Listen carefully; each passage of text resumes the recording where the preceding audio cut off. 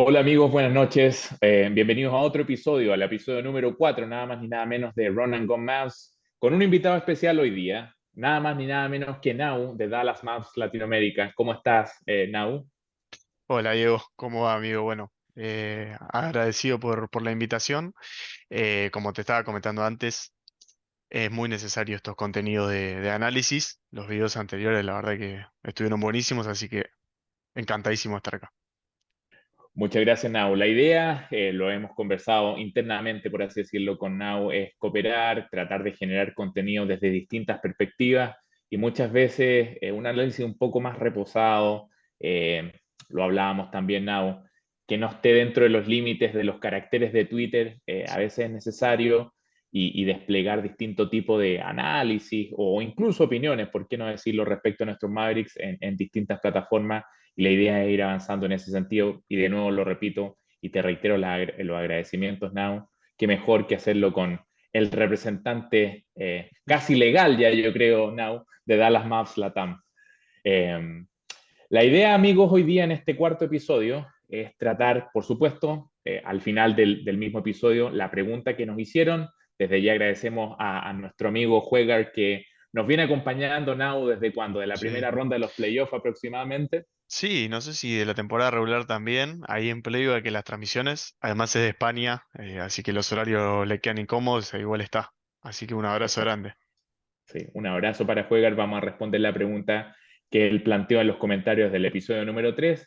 Y tenemos también otros tres ítems en la agenda de hoy día, por así decirlo. El primero, por supuesto, los comentarios de Clay, por supuesto, junto con Grimes y Marshall en la conferencia de prensa que se llevó a cabo en Dallas, nada más ni nada menos que esta semana, en donde se oficializó su fichaje por los Mavericks. Clay Thompson nada más ni nada menos que vestirá la histórica número 31 en nuestra franquicia, que la usó entre otros el gran Nick Van Exel a principios del año 2000, y Jason Terry, nuestra segunda espada en el campeonato del 2011. Vamos a analizar los dichos de Clay Thompson y la idea también es generar algún tipo de debate now sobre el rol que van a ocupar estos dos jugadores de rol, valga la redundancia, de Grimes y Marshall, cómo podrán impactar el equipo. Eh, ese va a ser el segundo ítem. Y por tercero, vamos a tratar de discutir, vamos a tratar de debatir cómo se viene la mano, cómo se proyecta esos standings, ese seeding de la conferencia del oeste para la próxima temporada, entendiendo que estamos a un mes próximamente del release del calendario oficial de la NBA. Sí, lo de los standings va a ser de opiniones muy divididas porque el oeste es tremendo. Y bueno, el tema del número de Clay, como mencionabas ahí a Jet Terry mismo, él también hizo mención a eso y creo que lo eligió por Reggie Miller. Tiene él ahí una idolatría especial, pero bueno, ya entraremos más en detalle en las declaraciones de Clay Thompson. Totalmente, Nau. ¿Te parece justamente partir por este último tema, el tema Thompson, de Clay Thompson?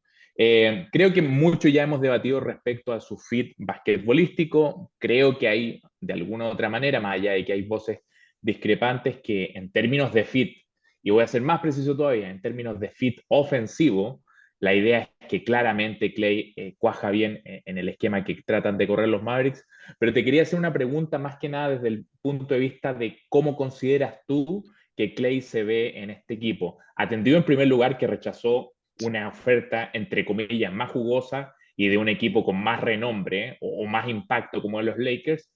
Y por otra parte, atendido también las críticas que han habido en el contexto NBA, en la mainstream media de por sí, sobre su eventual declina o su eventual el lentecimiento de su juego a grandes rasgos. Sí, yo creo que lo que él dijo en la conferencia de prensa era lo que todos un poco veníamos viendo sin escucharlo hablar, que es que él no quería Los Ángeles justamente porque esos focos que buscan muchos jugadores para crecer en su carrera o para muchos negocios extra basquetbolísticos y demás, a él no le interesan a esta altura. Él quiere como un renacer, ¿no? Después de este último año en Golden State, que parece que hubo bastantes problemas adentro y afuera de la cancha, parece que Uh -huh. no le mostraron demasiado interés por renovar. De hecho, según salió en estos días, hasta hubo una Ujú. oferta de él mismo y de su representante al comienzo de la agencia libre para renovar y los Warriors dijeron que no. Y viene por ese lado, para mí la elección es un poco lo mismo que pasó con Kyrie, salvando las distancias, porque Kyrie había tenido problemas bastante más grandes fuera de la cancha, pero viene por ese lado, salir un poco de los focos y buscar como un destino más tranquilo y con capaz hasta menos presiones, aunque es un equipo que viene de unas finales. Y bueno, y además eso, ¿no? Jugar con Luka Doncic, jugar con Kyrie Irving en un equipo joven que viene de unas finales, le cerró por todos lados, me parece a Clay. De hecho. Y me tomo de eso último que tú dices, Nau, respecto a la idea, al menos teórica, de poder jugar con Luka Doncic, poder jugar con un equipo que nada más ni nada menos que el campeón del oeste y estuvo a 3 victorias de alzarse con el Larry O'Brien. Eh, ¿Te parece que la decisión de Clay fue busco un nuevo escenario, pero también quiero mantenerme de alguna otra manera en la palestra, estar ahí finalmente en la competencia? Sí, él por lo menos en lo que dice el otro día, que bueno, obvio no va a decir lo contrario, pero dice, yo los récords ya a esta altura no me interesan, si llegan, llegan, pero yo quiero seguir ganando. Yo creo que el deportista en el 99% de los casos siempre ¿Verdad? va a preferir seguir ganando. Obvio que si hay una diferencia económica terrible, bueno, eso influye en otras cosas, pero también parece que el tema de los impuestos de Texas, que son mucho más livianos, emparejaron más las ofertas y poniendo las cosas en la balanza, tenía claro que quería Dallas. Eh, yo creo que sí, que el hambre no se pierde y más cuando vos estabas acá Ujú. arriba y venís Muy buen de una punto. temporada que hay críticas, es como que querés callar eso, ¿no? Ujú. Sí, es un muy buen punto. Y enlazándolo un poco también con el contexto de Dallas, por así decirlo. Yo en el episodio anterior trataba de marcar una posición respecto a cómo veo yo la situación de Dallas como una ciudad eventualmente destino de agentes libres. Para mí no, para mí han sido una excepción finalmente el caso de Thompson y el caso de Kyrie Irving, por circunstancias muy particulares, muy excepcionales. ¿Lo ves tú como que el hecho de estar Luca, el ser nada más ni nada menos que finalistas de la liga, puede de alguna u otra manera cambiar lo que ha sido lamentablemente precisamente lo contrario, una ciudad en que siempre ha tenido esperanzas por capturar algún agente libre grande, pero nunca concretizarlo? ¿Tú crees que de alguna u otra manera ese camino puede cambiarse ahora para bien de la franquicia? Sí, yo creo que sí, no, nunca vas a estar al nivel de leverage, digamos, que tienen Los Ángeles, más que nada los Lakers, eh, pero me parece que hoy en día está tan parejo el talento entre los equipos de la NBA o entre la mayoría de los equipos de la NBA que está empezando a pasar un poco más esto y también creo que tiene mucho que ver Harrison, hay que darle un mérito, no sé en esta negociación, pero sí en la de Irving, porque bueno, hay mucho de esas relaciones personales en la NBA, de esas cosas que Ujú. pasan detrás de escena, las marcas metidas, tiene muchos vínculos con Nike. Todo eso con Cuban no estaba, no es que sea una crítica a Cuban o a Donnie No, Nelson, que también han hecho lo suyo, pero me parece que Mark Cuban, ahora que está un poco más corrido del eje de las decisiones, eso vino bien porque su figura tan protagonista a veces, capaz para el que lo ve afuera, puede restar, ¿no? Me parece que hay varias cuestiones que, además del factor Luca, obvio, que suman. Pero hoy en día, si hay una situación de un agente libre que es 50-50, yo sigo sospechando que va a Los Ángeles, por ejemplo. Es más, yo estaba seguro que iba a Los Ángeles, Clay. Tengo que sí. reconocerlo. Era mi impresión también, Now. Quedó en on the record, como dicen los gringos, en el video 2 si no me equivoco, del canal. Te hago otra pregunta en el mismo sentido. ¿Crees que de alguna otra manera mercados históricamente más pequeños, por lo menos en términos de NBA, no a nivel de deportes como lo es Dallas, por cierto, con los Cowboys como epítome finalmente del equipo grande, por así decirlo, más allá de su récord en victoria en los últimos años? ¿Crees que de alguna otra manera influye en esa ecuación las reglas salariales que ahora se han empezado a implementar, donde puede cambiar un poco el puzzle de cómo se veía el tema de los destinos de los agentes libres hace 2, 3 años atrás? Sí, yo creo que la NBA apunta a eso. O sea, la NBA hace muchos años ya que está apuntando a que los equipos que son mercados más chicos y tienen una estrella, salarialmente la puedan sostener. Bueno, ni hablar ya con los derechos verde, que vos puedas renovar por encima del salary cap, es como la norma más básica para eso. Ujú, Pero ahora con esto del segundo apron y demás, que me parece que los equipos están un poco acostumbrándose, capaz lo que empieza a pasar es, por ejemplo, lo que le pasó a Denver, o lo que le pasó a los mismos Warriors, de decir, uy, no, no sé si me quiero arriesgar a todas ujú. estas sanciones por mantener a las estrellas, prefiero buscar otro modelo y vamos camino a que los equipos tengan una, dos estrellas y jugadores de rol y que tengan todo su molde parecido y el que sepa adecuarse mejor a ese molde sea el que arme el mejor equipo. Así que, yendo a la pregunta, sí, me parece que puede influir, más que nada porque va a haber un momento en que va a haber menos flexibilidad capaz para estar pagando locuras. Aunque siempre en la NBA, o sea, si un jugador quiere bajarse totalmente el Ujú, sueldo para ver si lo revaloriza jugar con LeBron o jugar con Curry o jugar con el mismo Luka, va a seguir pasando eso. Porque exacto, eso ya está en el que quiere resignar lo económico. exacto. Ujú, no, totalmente de acuerdo. Creo que de alguna otra manera el cambio de paradigma de, digamos, quizás lo que fue el epítome con esos Warriors de KD y ese movimiento de fuerza, ese power move de KD, forzando la marcha para ir a los Warriors, esas cosas quedan un poco ya en la historia de la NBA y con estas reglas pasan como a la prehistoria finalmente de la NBA, como algo extinto y claro, vamos a ver movimientos similares a lo que tú dices, una configuración de un roster con una, dos estrellas, por lo menos en términos salariales. El rendimiento en la cancha siempre es otra cosa y un set de jugadores de rol con más o menos salario atendido cómo se encuentren con el salary cap y el cumplimiento de este primer y segundo apron del que tú mencionas. Eh, Volviendo a Clay Now, yo he dicho, digamos, mi opinión respecto al fit en la cancha. Alejémonos un poco de sus declaraciones y todo. ¿Lo ves bien como un fit ofensivo y defensivo? ¿Ves que hay algún tipo de dudas? Y si tienes ese tipo de dudas, ¿por dónde estriban mayormente tus preocupaciones, tus eventuales cuestionamientos de este movimiento? Sí, a mí me parece, bueno, después seguramente cuando hablemos de Marshall lo vamos a meter más con Jones, pero es imposible no nombrarlo porque era el titular en esa posición. Por supuesto. Dallas lo que más va a perder va a ser la defensa al jugador que maneja la pelota, por lo menos en ese quinteto titular, porque Ujú, Washington no está para eso, está para defender a otro tipo de jugadores. Entonces ahí va a tener que ir Klay Thompson o va a tener que ir a hacer un esfuerzo mayor Kyrie. Eh, ujú, por lo menos cuando ellos estén juntos en cancha, que bueno, no sé si van a ser tantos los minutos de los tres en cancha. Yo creo que va a haber una titularidad virtual con Clay, un poco como pasaba con Gafford en los playoffs.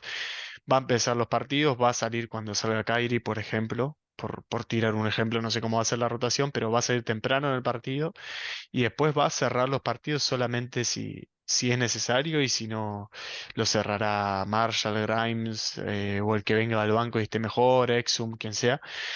Eh, Así que a mí no me preocupa tanto, porque el fit ofensivo, bueno, no hay mucho que decir. O sea, estás agregando un tirador de ese nivel, por más que pueda ser un poco más irregular ahora, sigue siendo en catch and shoot seguramente el mejor del mundo, o uno de los dos, tres mejores del mundo, si querés.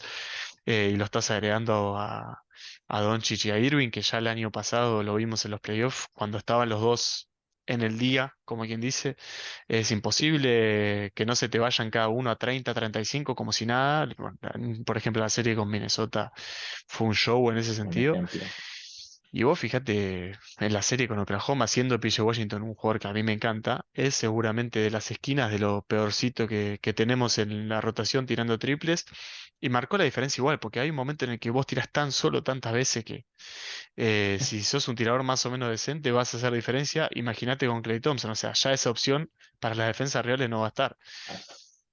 A mí lo que me interesa ver, y ahí a ver qué opinas vos, es cómo va a cambiar Kidd esa configuración de equipo de ganar capaz más con la ofensiva que lo que ganabas el año pasado, porque el año pasado ganabas desde la defensa muchas veces. Sí, es interesante ese desafío, sobre todo para ver cómo se van configurando las rotaciones. Yo creo que Klay Thompson nominalmente o virtualmente, ese fue el concepto que tú utilizaste, claro, va a ser el small forward titular, ¿cierto? Pero va a pasar muy pocos minutos en esa capacidad. Yo creo que de hecho el primer cambio en la rotación va a ser Clay como dos y Kyrie a la banca. Temprano, quizás, probablemente dentro de los 4 primeros minutos. No digo que ese sea el primer cambio, pero ese va a ser el primer cambio de los Big Three que tenemos, pongámoslo así. Y probablemente ajustes de acuerdo al rival que estés enfrente. Si tienes un equipo un poco más grande, con mayor envergadura, probablemente el hecho de jugar de Clay Thompson de dos, de verdad que no te dañe mucho. El problema es que, claro, cuando de alguna otra manera necesitas tener esa ofensiva de los Big Three y además mantener el pace con ese tipo de equipos, equipos largos, de envergadura, dígase Boston, por ejemplo, entre otros. Creo que por ahí viene el desafío, entendiendo además que por lo menos dos de tus jugadores van a ser muy buenos jugadores defensivos, porque a mí no me saca nadie de la cabeza, no sé quién lo dijo hace unos días atrás, que Lively tiene que ser el titular, no solamente nominal, sino que también material en lo que va a ser la alineación, o sea, cerrar los partidos y estar la mayoría de los minutos en cancha en la posición 5. Y por supuesto PJ, que como tú bien decías, no será el mejor jugador defensivo on the ball, es decir, con quien tiene, con el portabalón, pero sí que tiene una capacidad de switcheo y de defender múltiples posiciones bastante única. Me acuerdo que en algún momento le decían que era lo más cercano a lo que hemos tenido desde Sean Marion en ese tipo de versatilidad. Entonces, mi desafío ofensivo por ahí, mejor dicho, mi desafío en general frente a un planteamiento del otro equipo es ver cómo está moldeado ese equipo. Si tiene mucha envergadura, probablemente ese sea el desafío mayor. Si no es tan así y es un equipo más rápido o un equipo en general más orientado perimetralmente, creo que vamos a andar bien y no va a ser tanto ajuste. Por el otro lado, si juega un ritmo un poco más lento y un poco más utilizando los mismatch nuestros, el ajuste va a ser mayor. ¿Qué es lo que enfrenta finalmente durante la temporada regular? Enfrentas a 31 equipos distintos y tienes que de alguna u otra manera ajustarse a eso. Eh, Justo con esto, Now, y comienzo un poco a darle un poco relevancia en este debate a tanto a nuestros dos wings nuevos, Grimes y Marshall. Eh, ¿Cómo los ves en ese sentido? Por supuesto que tienen la chapa, el label, la etiqueta de ser jugadores orientados defensivamente. Me gustaría que tocáramos este tema primero. Se han visto highlights de Grimes defendiendo muy bien al portabalón, lo mismo con Marshall. ¿Crees que de alguna otra manera, individualmente o en el agregado juntos, pueden reemplazar a esa muy buena labor, hay que decirlo, que hizo Slinky Jones con nosotros la temporada anterior? Sí, la respuesta básica es sí, de manera conjunta sí, individualmente los dos son defensores distintos, me parece a Jones. Grimes puede ser el más De acuerdo. parecido, pero no es tan largo, y Marshall es más grande Sí. y es más polivalente que Jones, Ujú. lo cual es algo bueno, pero en lo que Jones era muy bueno, ninguno de los dos quizás es tan bueno. A ver, o sea, defendiendo al que maneja la pelota en el equipo rival, creo que ese va a ser un trabajo más para Grimes. Vamos a ver para qué está Exum esta temporada también. Y Marshall lo veo en algunas situaciones defendiendo al uno del otro equipo, pero quizás un jugador bastante más rápido que él le puede traer más problemas de lo que le traía Jones. Sí lo veo mejor para defender jugadores más pesados, por ejemplo, hasta para jugar de 4, lo cual es una buena variante, sabiendo que a Maxi lo puede llegar a necesitar de 5, que se va a perder partidos, que va a tener momentos de la temporada en que no va a estar en el mejor ritmo porque tiene muchas lesiones. Me parece que tenés más variantes, pero va a ser como reemplazar a Jones entre los dos. No solo con Así es. Marshall o no solo con Grimes. Y lo último que agrego es también recordemos lo que fue el nivel de Jones hasta el deadline. donde él estaba un poco solo y realmente sus números Sí. defensivos eran muy buenos y llevaba la defensa. Y después del deadline empezó a dar la sensación de que era un poquito más prescindible. Es conveniente decirlo ahora, ¿verdad? Porque se fue, pero nosotros lo decíamos en ese momento también, que Exacto. estando ya Washington, estando Clever, estando Green en ese momento, que ahora está reemplazado por Grimes, Sí, sí, sí. y bueno, y ahora con la llegada de Marshall en vez de él, nosotros lo habíamos comentado, aleros que tiren triples y defiendan hay mil. Hoy en día la NBA es el prototipo que todos los equipos quieren y hay mil. Y Así es. se iba a conseguir un reemplazo si no se lo podía renovar. Y bueno, pasó. Ojalá que sea para mejor o no, vamos a ver, pero yo creo que no va a mover en ese sentido ni muy para arriba ni muy para abajo la situación del Ujú, equipo, este cambio. ujú. Te rebato quizás ahí algún detalle en lo último que tú mencionas. Estoy completamente de acuerdo que al reemplazo de Jones, por así decirlo, lo ves desde esa perspectiva integral, viendo a ambos. ¿M? Pero ¿crees que Marshall al menos es más eficiente ofensivamente hablando o más polivalente? Es decir, poner el balón en la duela, el tiro quizás un poco más consistente, entre otras cosas. Sobre todo, recordemos los amigos, pongámonos en nuestras cabezas algunos lowlights, por así decirlo, de Jones Jr., donde muchas veces poner la pelota en el piso, botearla, era una verdadera aventura, era porque es, por favor, lanza, aunque tires un ladrillo, es mejor que perdamos finalmente ahí en el perímetro la pelota y que nos metan una volcada que meta todo el público finalmente en contra de nosotros. ¿Cómo lo ves tú, Nao? Sí, sí, no. Bueno, desde ese lado es imposible no hablar de una mejora, porque yo creo que es hasta un mejor tirador, que eso es También lo lo que más se opino. le va a pedir. Es verdad que tiran un volumen mucho menor, por lo menos en los Pelicans tiraban un volumen mucho menor, pero con todo respeto, los Pelicans no tenían base la temporada pasada, o No, sea, el que jugaba de base era exacto, McCollum, que es casi un escolta, y acá a exacto. falta de uno vas a tener dos.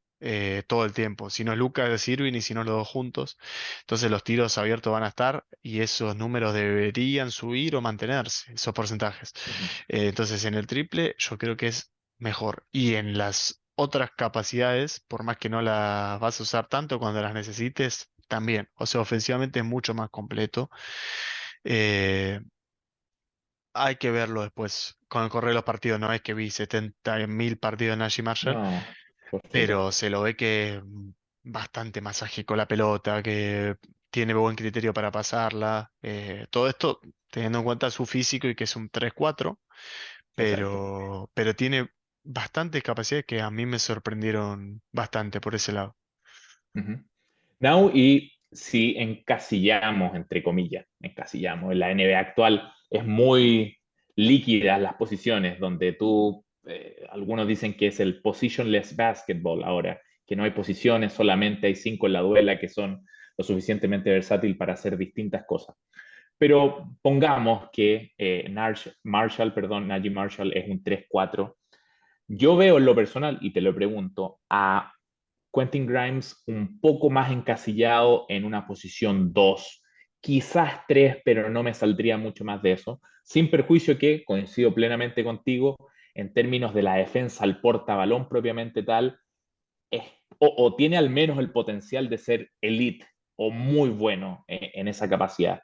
¿Lo ves de la misma forma en términos ofensivos que por sus condiciones quizás está más encasillado, más encuadrado su rol o más limitado por las mismas razones? Sí, me parece además también que Grimes va a jugar bastante de dos por lo que hay en la rotación. Porque Buen punto, Hardy buen no punto. sabemos si juega de uno o de dos y además defensivamente, cuando necesite quinteto defensivo, bueno, no va a estar. Ujú, Eh, y estando Clay, estando Marshall, estando Washington, estando Clever, no sé si me olvido de alguien, yo creo que va a jugar más de dos, además con todo el tema de Exum que sabemos que se va a perder partidos, yo creo que sí, que a Grimes lo vamos a ver más de escolta que de tres. también para usar quintetos más grandes, capaz, ¿no? O sea, Mm, ponerlo a él con ujú, Luka, por ejemplo, y ahí sí poner a Marshall y a Washington, exacto. o sea, ponerlos a los tres juntos como un quinteto, como un mejor quinteto defensivo que tenés disponible. En los cierres de partido después Luka y Kyrie van a estar, pero, pero sí. Y después la posición de tres para cerrar, yo creo que el que parece corre con ventaja, sacando a Clay, es Marshall, por ser más completo, capaz por ser también más completo en ataque, Ujú, pero no me sorprendería para nada que Grimes cierre partido. Yo creo que va a jugar más de lo que se cree, va a jugar mucho. ujú.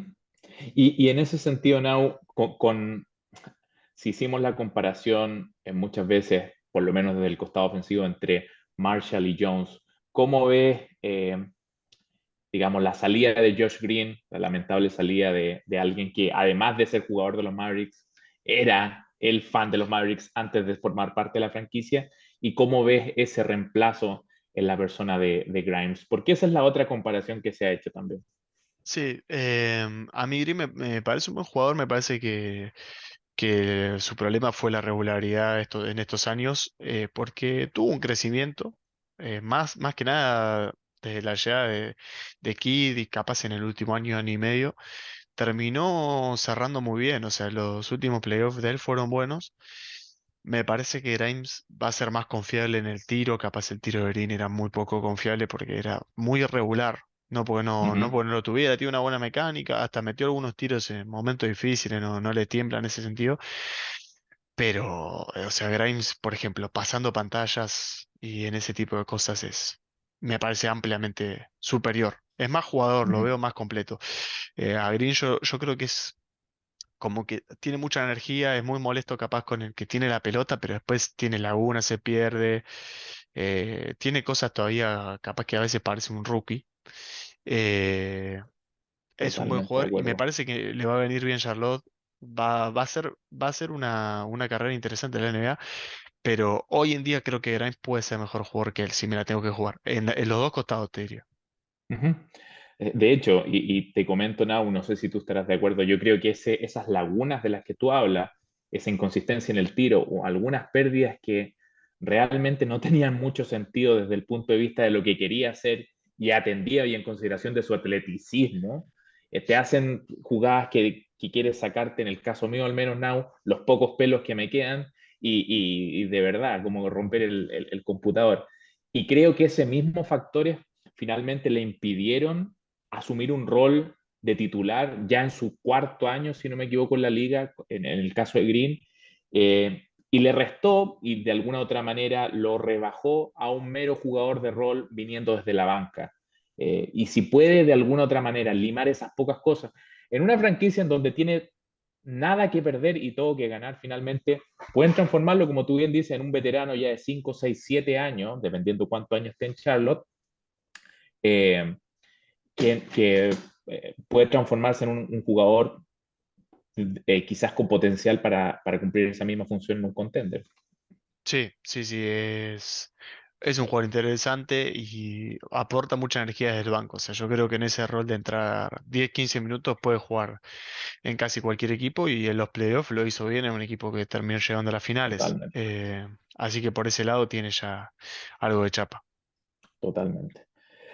Nau, ¿te parece si vamos ahora a lo que es el tercer punto de este cuarto episodio, las proyecciones para el oeste?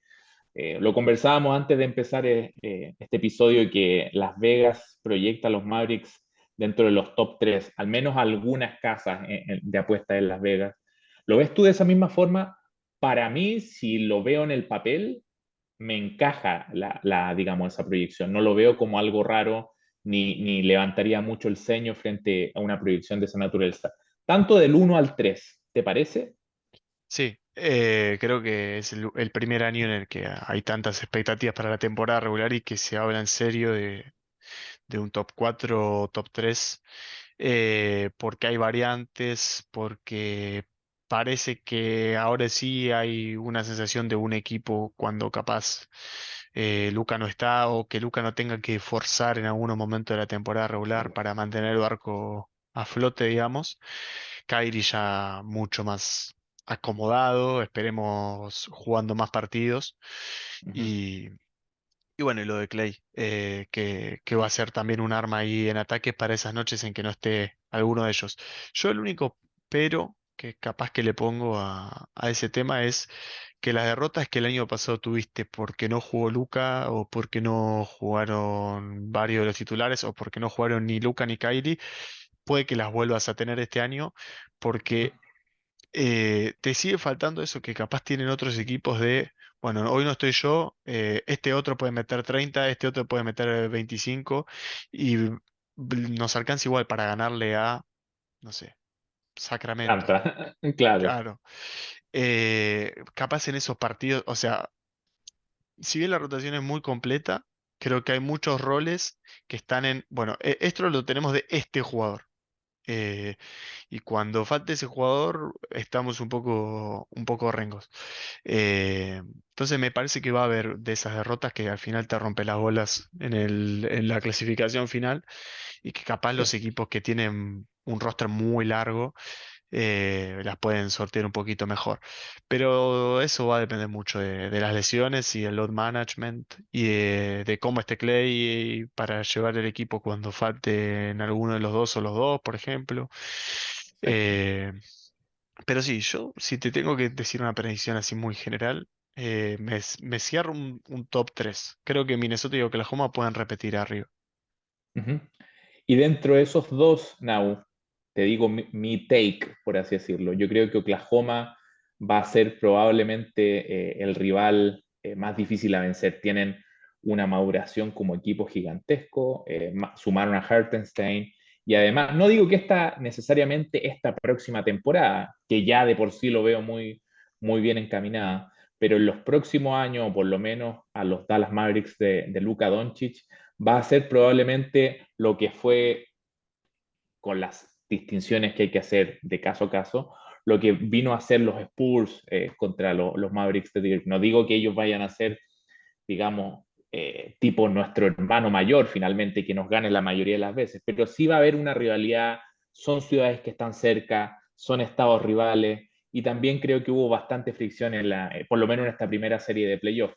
¿Te parece que de alguna otra manera ese va a ser nuestro principal rival, por lo menos en el corto y mediano plazo? Sí, yo creo que Oklahoma se está consolidando como un contender de acá para adelante. Tiene también una estrella muy joven en Shea. Y después tiene muchos jugadores que si la proyección va por lo menos a lo lógico, te da la sensación de que tienen para muchos años a estar ahí arriba. Además Ujú. ya el año pasado en ese debate por el MVP ya hubo mucha pica y Luka Sí, Shea. Después la serie de playoff, todo este tema de si Luka estaba o no estaba tan lesionado, de que le pegaban, de si mandó Draymond a que le peguen o no. Tuvo sus condimentos la serie. Y la verdad que son un equipazo y que claramente mejoran o pareciera que mejoran con estos cambios que hicieron. Sí, Minnesota, a ver, tiene Edwards, va a ser una de las caras de la liga, es un animal, es un jugador muy joven, pero me parece que el núcleo son jugadores más grandes. Conley, Gobert, Magdalena sí es un jugador más joven, pero hay que ver de acá para adelante cómo se arman. Y después los demás, hay muchos equipos que son muy incógnitas, o sea que los veo más en sus últimos años. perfecto. eh, y después hay otros que, o sea, no, no los veo a ese nivel. Y Ujú. Denver, que era el equipo a vencer, es un signo de pregunta total hoy en día. O sea, no se sabe ni si Murray renueva. Y en caso que renueve, ¿este proyecto les da o necesita más? No sé. Sí. Es difícil porque tú como que ves, es la impresión que tengo yo, Now, una imagen más o menos congelada de hace 2 temporadas atrás con Denver. Creo que Minnesota va a ser un año de transición, precisamente por lo que tú dices, porque van a tener que empezar a moverse de los Conley, digamos, de todos esos veteranos. El mismo Kyle Anderson, que jugaba un rol no menor finalmente, también está en otro equipo. Los Clippers están, al parecer, con una imagen congelada, salvo la llegada de Jones Jr. y la partida, por supuesto, de Paul George. Eh, Y quizás el equipo que tú tienes, sinceramente, un signo de interrogación porque puede salir o muy bien o más o menos quedarse estancado, son nada más ni nada menos que los Pelicans now. ¿Ah? ¿Qué te parece ahora con la llegada de Murray a la ciudad de New Orleans? Y los Pelicans son un what if total siempre porque todos sabemos lo que puede ser Zion. Lo vemos 3, 5 partidos y decimos este tipo es un animal. Ujú. Puede dominar la NBA si está así y pasa algo. O sea, en el play-in mismo fue el ejemplo de eso en su máxima expresión. Domina un partido Así es. increíble, mete 40, ganan y cuando van a jugar el partido de eliminación y él se consagró, antes de que termine el primer partido, se lesiona. O sea, es increíble y es la base del equipo, sigue siendo la base del equipo. Ingram pareciera Totalmente. que se va a quedar. Si lo van a traspasar, bueno, ahí ya cambia totalmente el proyecto. Ujú. Murray a mí es un jugador que me gusta, pero me parece que en Atlanta no anduvo porque no era bueno el fit. No. Si Murray puede volver a ser el defensor que era, son un equipo súper peligroso, pero siempre están atados a lo que pase con Zion, que creo que este año es clave en ese sentido para decir, bueno, volvemos a intentar o no, o se va a ir o no sé. Ujú. De hecho, algunos medios lo catalogan now por acá como make it or break it year. Lo hacen o no finalmente este año. Y por lo mismo creo yo que la gerencia tendió a esperar un poco más la situación de Ingram y ver cómo evoluciona al menos la primera mitad de la temporada con este nuevo núcleo. Bueno, y además otro equipo que no nombramos, que venía así, Ujú. camino a ser un contender, era la revelación, todo, eran los Grizzlies. Y después lo que pasó con Sí. Morant, Ujú. tuvieron un año que no les quedó otra que tanquear, pero tiene un equipo interesante. Yo no sé si este primer año, digo, de volver a competir, van Ujú. a poder estar para estar ahí arriba, pero tranquilamente es un equipo que te puede meter un top 4 y meterse en una final de conferencia, porque fueron dos del oeste hace nada. Muy abierto. Exacto. Vos ves la foto de la liga, los maps afuera de playoff, al año siguiente a las finales, Denver acá arriba, Denver perdiendo con Minnesota en Paliza. Cambia mucho. Sí, totalmente. Atendido que ya sumamos dentro de nuestras líneas a un ex Warriors, ¿tú ves a los Warriors haciendo algún tipo de ruido luego de su fallida, al parecer, intento por ir por Paul George y por mi estimadísimo Lauri Markkanen? ¿Cómo los ves sin esa figura? No digo que primera espada, pero figura secundaria al menos en su roster. Sí, yo creo que los Warriors son un equipo del que no te puedes nunca olvidar del todo o no contarlo de todo porque Curry lo vimos hasta la temporada pasada haciendo las cosas casi siempre. Se reforzaron, me parece que bastante bien teniendo en cuenta la pérdida de Clay. Yo dije por ahí que creo que puede llegar a ser una situación de win-win esto. Es un poco polémico capaz, pues bueno, vos decís Buddy Hield y, y Anderson al lado de Clay Thompson es como que la comparación puede ofender a alguno, pero desde el funcionamiento y desde que el proyecto con Clay ya estaba muy agotado, me parece que hasta les puede salir dentro de todo bien. Y recordemos que los Warriors no jugaron playoff, pero así todo el año pasado ganaron 45 partidos. Y Sí. con Green con suspensiones, con Green medio año en cualquier lado, con todo el escándalo de Poole medio fresco. Ujú. Eh, Con la llegada de Chris Paul. Exacto, sí, que no anduvo Chris que Paul. no O sea, anduvo. tuvo algunos buenos partidos, pero no anduvo. Ujú. Eh, a mí me parece que tranquilamente se puede meter. En play-in yo creo que se van a meter, sí o sí. Y si llegan a cerrar el traspaso por Markkanen, ojo. Sí. Ojalá que no sea así, now. Pero en fin, es wishful thinking a este punto la llegada de Lauri en algún momento a los Mavericks. Así que yo lo único que sé que para la próxima temporada es agente libre. Eh, Espero que alguna vez lo veamos con el uniforme de los buenos lanzando los triples con los Mavericks, pero wishful thinking hasta ese momento. Eh, en ese sentido, quizás la última observación sobre los Warriors, tú hablabas de una win-win situation.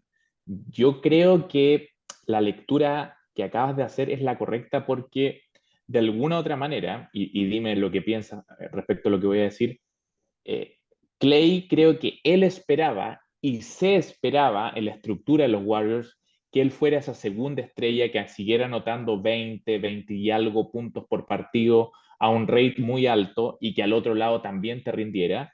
Y claro, atendía las condiciones, la edad, el historial de lesiones y, digamos, el desgaste propio de cuánto, playoff run bien profundos durante los últimos, cuántos, 6 7 años, es lógico que no te den finalmente el jugador para lo que era antes.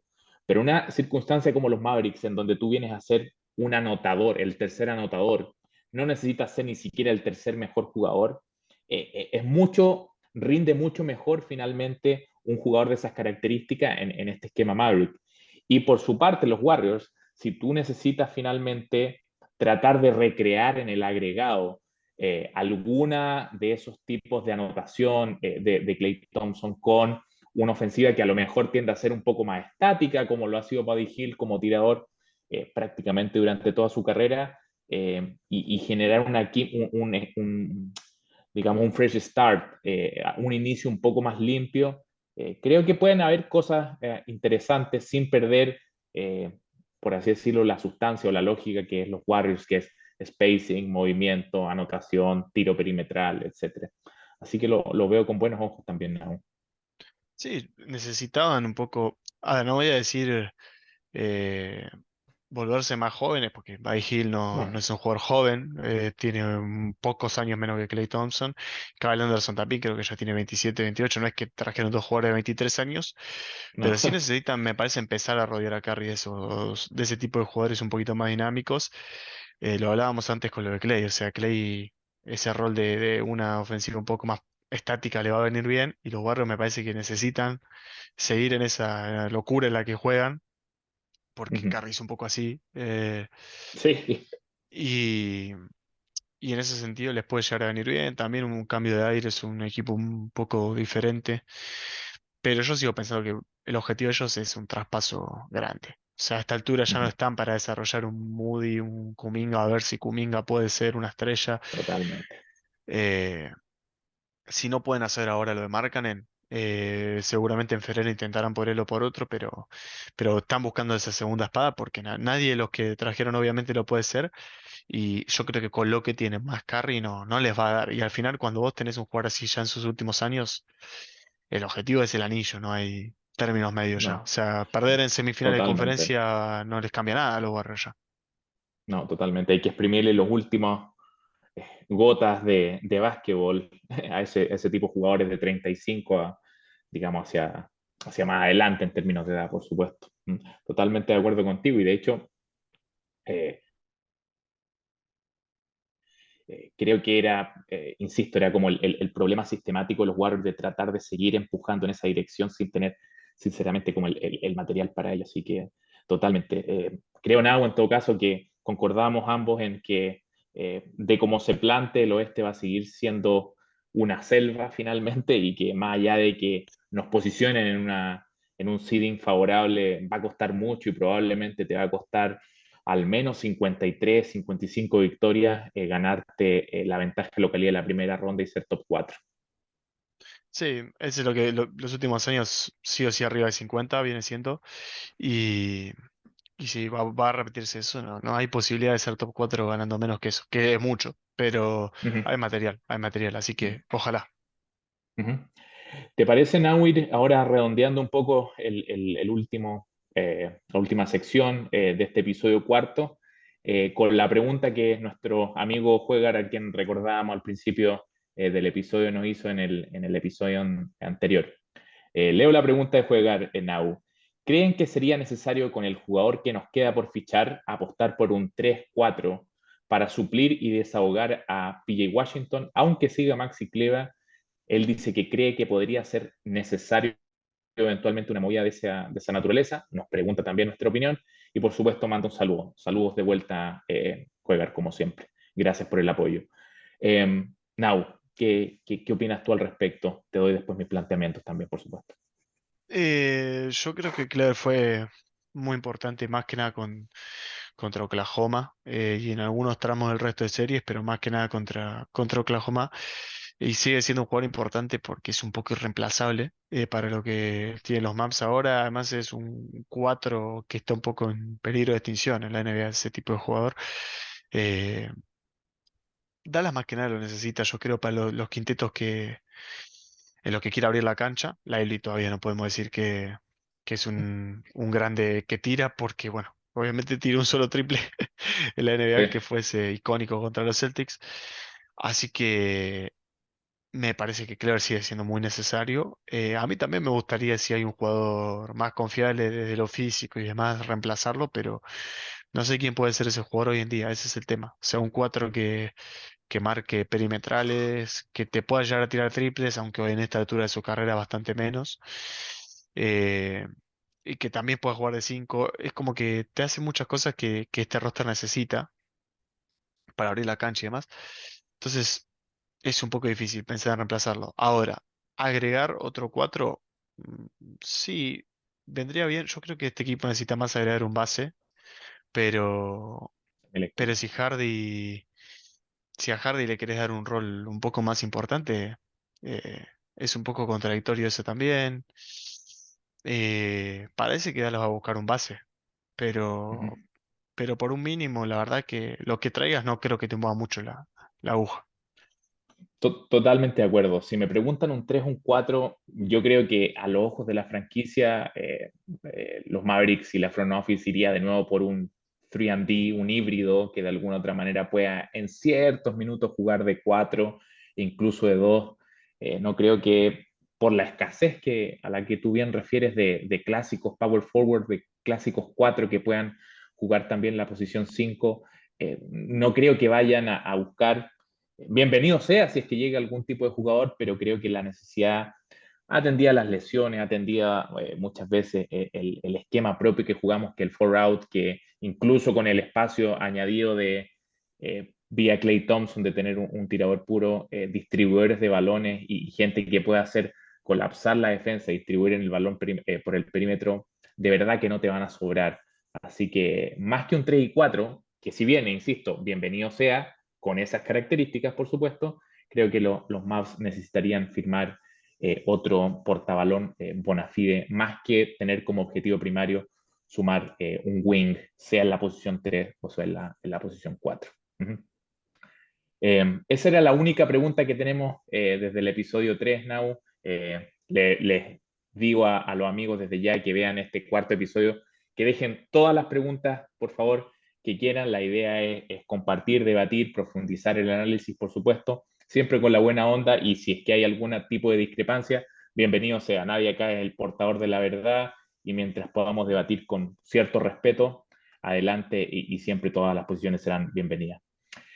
Now, te quiero agradecer, digamos, de todo corazón participar acá. Eres bienvenido cuando lo estimes y gracias nuevamente por expandir, presentar tus opiniones y expandir, por supuesto, la plataforma con contenidos de un MFFL de verdad como tú. Así que muy agradecido nuevamente. No, por favor, muchas gracias por la invitación, un gustazo. Y bueno, siempre está bueno hablar largo y tendido de los maps.